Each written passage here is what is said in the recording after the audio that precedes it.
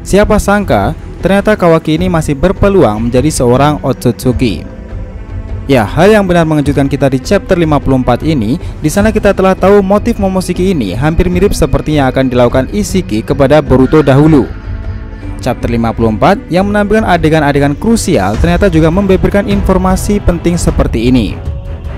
Nah, pohon Shinju yang akan diekstrak tersebut memang masih memiliki satu kesempatan untuk menumbuhkan buahnya karena memiliki data Otsutsuki yang masih tersimpan.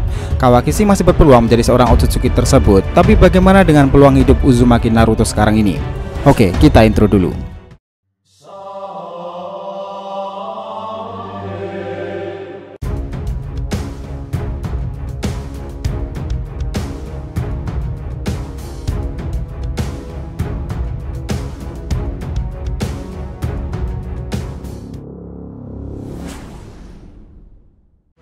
Hai guys, welcome back to DRTV channel.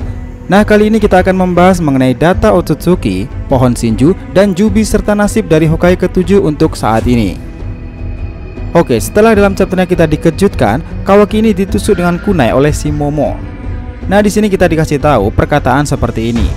Bagus, seperti yang kuharapkan. Sepertinya proses ekstraksi sudah berjalan dengan baik, yang artinya itu pasti akan berhasil. Lalu tiba-tiba tendangan mendarat ke tubuh Borushiki. Nah, Sasuke melakukan hal senekat ini. Tapi di sini Kawaki ini penasaran dan menanyakan hal seperti ini. Apa yang kau bicarakan, sialan? Inilah momen dimana kita akhirnya tahu jika Kawaki ini masih berpeluang besar jadi seorang Otsutsuki. Si Momo ini mengatakan, bahkan jika karma telah hilang, data Otsutsuki yang telah diekstrak akan tetap ada dalam tubuhmu. Dan sama seperti Boruto, prosesmu itu sudah mencapai 80%. Tubuhmu Kawaki hampir sepenuhnya menjadi seorang Otsutsuki. Ini memang sangat mengejutkan dan menarik, karena meski Kawaki kehilangan karma sekalipun, tapi ia masih berguna mempercepat penumbuhan dan nutrisi dari pohon dewa tersebut. Momoshiki juga mengatakan seperti ini lagi, dengan begitu aku bisa menggunakanmu sebagai pengorbananku untuk mengembangkan pohon dewa. Memang dirimu tidak seberapa, tapi aku yakin itu cukup untuk menghasilkan satu buah.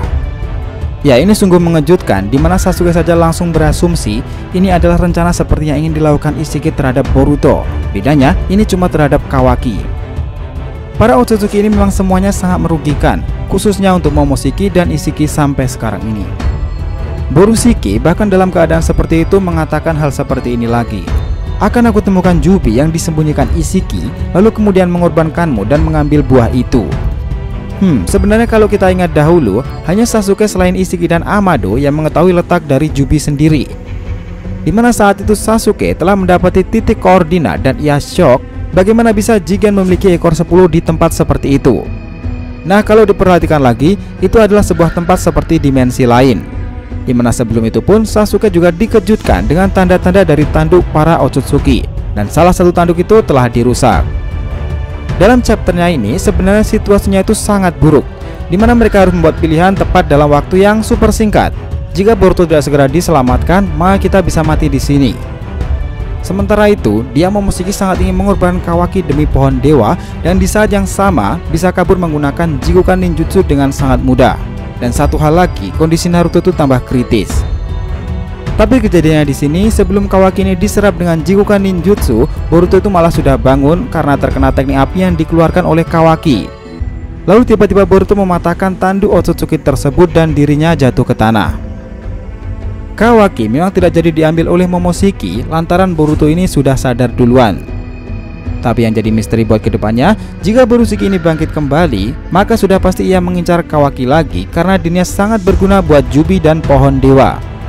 Sampai saat ini di chapter 54, informasi soal Jubi dan pohon dewa belumlah terlalu dikembangkan ceritanya. Yang jelas, menurut siluet di chapternya dahulu, bahwa perkataan Jigen mengenai pohon dewa itu sudah hampir mengeluarkan tunas buahnya, dan Boruto Kawaki ini bisa menjadi Otsutsuki yang sangat kuat. Menurut kalian nih, apakah Ishiki ini masih berpeluang hidup?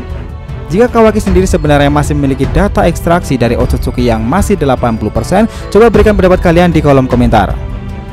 Sekarang kita pindah haluan di sini. Setelah mengetahui nasib Kawaki, lalu bagaimana dengan Hokage Uzumaki Naruto? Nah, selepas kejadian pertempuran itu, Sasuke langsung melihat kondisi Naruto dan sangat prihatin.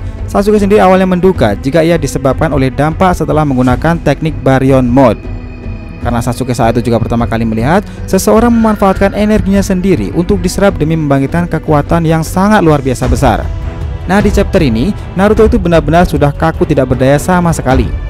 Apa yang akan dilakukan dengan Sasuke, Boruto, Kawaki untuk keselamatan Hokage ke-7 ini? Sudah banyak pertanyaan-pertanyaan muncul, seperti inilah saatnya kita mengikhlaskan kematian Naruto. Bahkan di Twitter dan YouTube sudah ramai soal perbincangan hal seperti ini.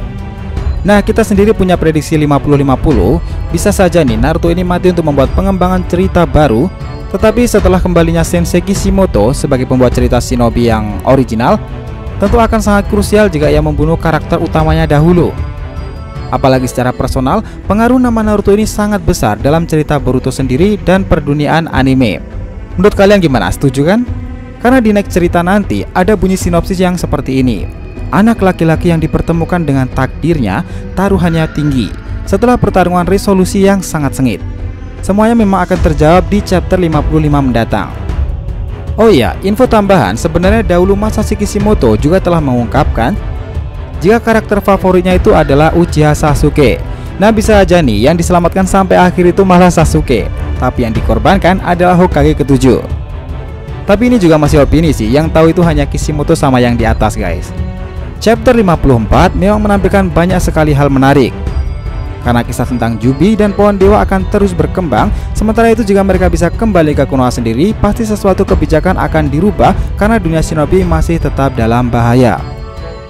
Dan apalagi bahayanya ada di desa Konoha sendiri karena Boruto memiliki dua kepribadian.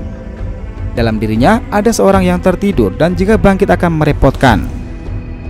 Cerita Boruto ini bak seperti William Vengeance dalam cerita Black Clover, di mana dalam satu wadah ada dua jiwa. Bagaimana menurut pendapat kalian?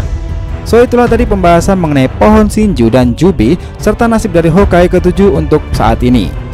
Jangan lupa kasih saran di kolom komentar dan subscribe channel ini. Semoga ceritanya itu memberikan sedikit informasi dan inspirasi di setiap pembahasan animenya. Thank you telah menonton konten DR TV and will be come back.